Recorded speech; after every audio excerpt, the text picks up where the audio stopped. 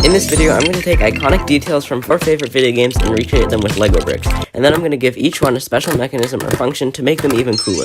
Also, there's a hidden Mario somewhere in this video, so comment if you found him.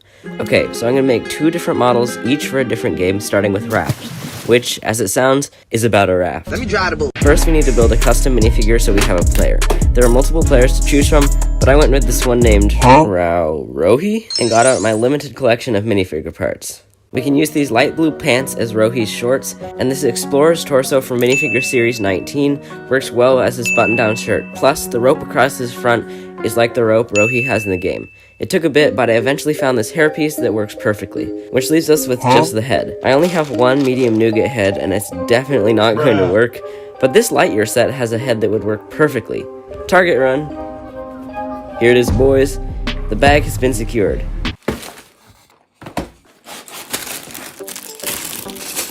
Here's the perfect head. It's kind of crazy, I just bought a $50 LEGO set for just a single minifigure head, so of course I had to build it. Flight test! Literally only 2 pieces broke off. And now we can complete our Rohi minifigure. As for the build, I want to create this raft design from the starting screen and then add the iconic shark named Bruce with a mechanism that makes it swim in circles around the raft. And I also want to add a way for our minifigure to launch a hook into the water, just like you can in the game. We can start with a bunch of 6x6 plates for the raft base, and then start building the surface with a bunch of tiles and plates. Then I added this grassy garden area on one side with a bunch of these flower pieces and plant stalks. Okay, to prepare for the shark swimming underneath the raft, I switched out one of the plates for a 2x4 tile with holes in it, so that I can run an axle through it later.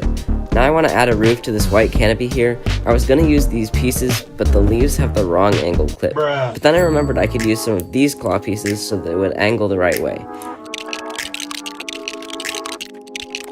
I also want to add a palm tree to the build, so I utilized the same technique that the loop coaster uses, which I built during the 24-hour live stream. The video is linked below. I made the tree taller and added a dead leaf because I literally have never seen a palm tree in real life without at least one dead bunch of leaves. I also want to add a second-story platform at the back using more of the plates. So I added a garden at the back, this white fence, and a gate. Up top, I added this wooden box, a green wall, some fence posts in this cool blue color, and a steering wheel. I don't have LEGO's official piece, so I made my own using these studs with bars and some round plates. To finish up, I added some tan bricks underneath the raft to act as the plastic tanks that make it flow in-game. Okay, now that we have the raft finished, we can start on the mechanical function of the model. These are bevel gears, and I can use them to mount the motor under the second-story platform and turn this axle. I want the shark to swim around the sides of the raft, but because it will be held up by some sort of beam connecting the shark to the axle, I can't have support beams to hold up the raft. I tried using these half-pipe pieces to make it work, but it made the raft spin as well, which looks really funny, but we don't want Rohi getting too dizzy. Then I built some clear pillars for each corners and made it so the shark swims directly under the raft. It's not ideal, but it'll work. It's so fast. To finish off the set, I want to make a hook launcher that the minifigure Rohi can activate, just like in the game.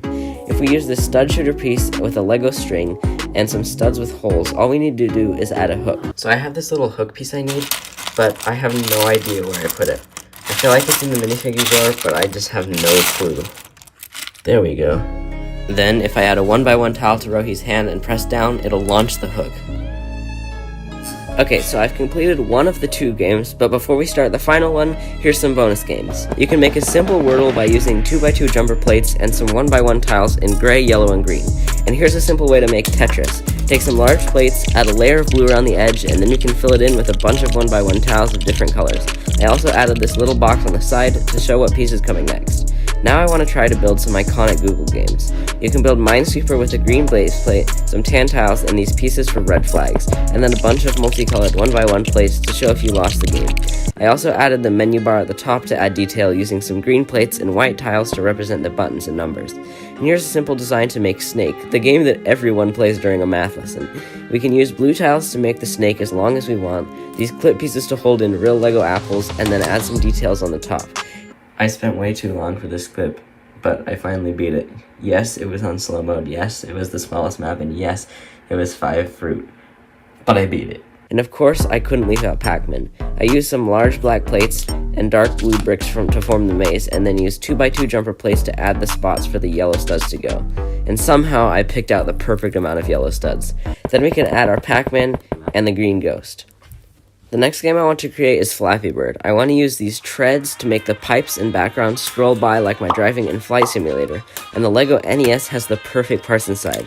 Drop test! Huh? That's sturdy. Once I got the treads out of the center of the NES, I took off all the tiles and plates and figured out how wide to make the Flappy Bird game.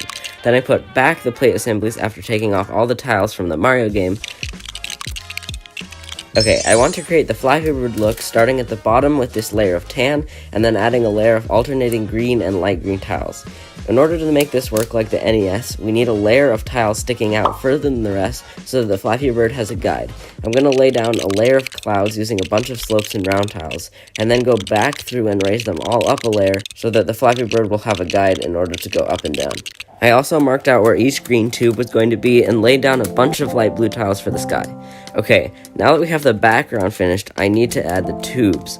I could use normal green, but I decided to use these 2D Mario tube tiles. But I only have one of each, so I'm gonna have to order more. Okay, I just ordered 9 more of each and put it in priority mail, so hopefully it will get here fast. In the meantime, we can start building a base to hold the treads. I used some bevel gears and added a crank to the side and started building up the walls of the...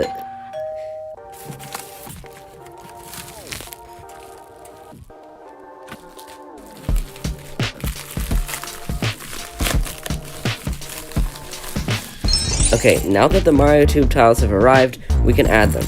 And man, that looks so good. Definitely worth it. I added some more walls, and then tried to figure out how to make the Flappy Bird run along the clouds. I can use the same design as the NES, but the piece they use is a bit too long, so I tried using other lengths of poles. The problem is that there's no other bar piece that has a stud like this, so the connection is really bad, and in order for it to fit this roundish behind it, we have to make the beam stick out way too far. In the end, I just resorted back to the original piece and made it stick out from a little from the side of the game. Then I finished up the walls, tiled it off, and now we have a working LEGO Flappy Bird game. Without a Flappy Bird. I printed and cut out a Flappy Bird image, and I didn't have a glue stick, so I just used a chapstick to stick it to the piece. It's enough to make 5-minute crafts proud. It's really cool, but now I want to try and motorize it. But in the process of adding a motor, I pulled out the axle, which made both of the gears inside fall off, which means I now have to take off the whole back and the top and some of the front apart just to try and fix it.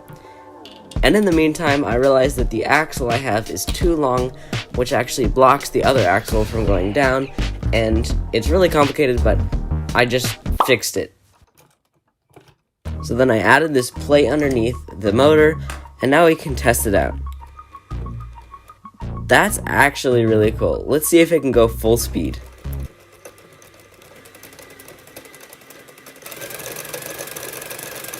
Well, that's cool. Drop test. Okay, that's 2 working video game sets and a bunch of other game models, but I actually want to build one final model. I want to build a working Minecraft magma cube that actually separates into sections and then motorize it to actually jump up and down by itself. But you'll have to wait till my next video to see that, so subscribe!